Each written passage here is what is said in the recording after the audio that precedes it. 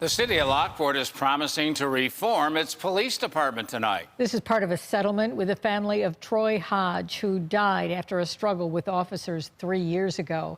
News 4's Chris Horvatitz talked to Hodge's mother about this today. Chris? Jackie, Fatima Hodge has had a lot of dark days, a lot of hard days since June 16th, 2019. Her son Troy died that night. But today, one in which she and I discussed that settlement she's come to with the city of Lockport is not one of those days. Well, this is a good day.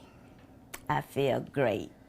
Nearly 3 years ago, Fatima Hodge called 911 to say her 39-year-old son Troy was acting unlike himself. An hour later, he was dead. While Hodge's family and authorities still disagree on the facts leading up to it, there was a struggle with police. The autopsy said Hodge had a heart attack in the midst of acute cocaine intoxication and a physical altercation. I won't never forget. Hodge's mom sued for wrongful death, saying police immediately assumed a hostile approach toward her son.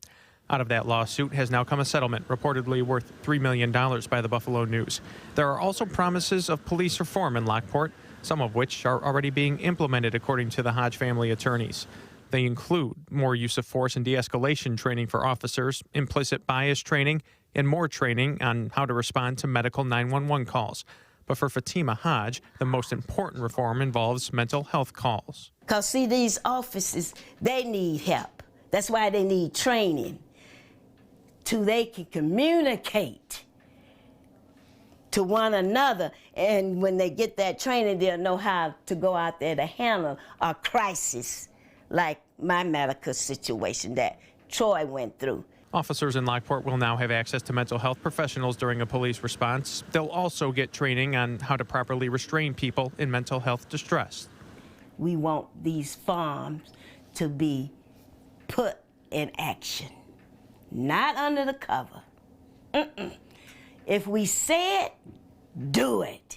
The Hodge family and its supporters have been vocal in Lockport since Troy's death, calling for change. Troy's mom indicated they won't be going away. In a statement, the city's mayor said she and the police chief will continue to work with the family. Are you at peace? I won't be fully at peace till action take place. Then I will be at peace and rest with my son in my heart. Around this same time last year, the state attorney general released a report on Hodge's death. They declined to pursue charges against the officers, but did note significant concerns with the police response that night. Chris Horvatitz, News 4.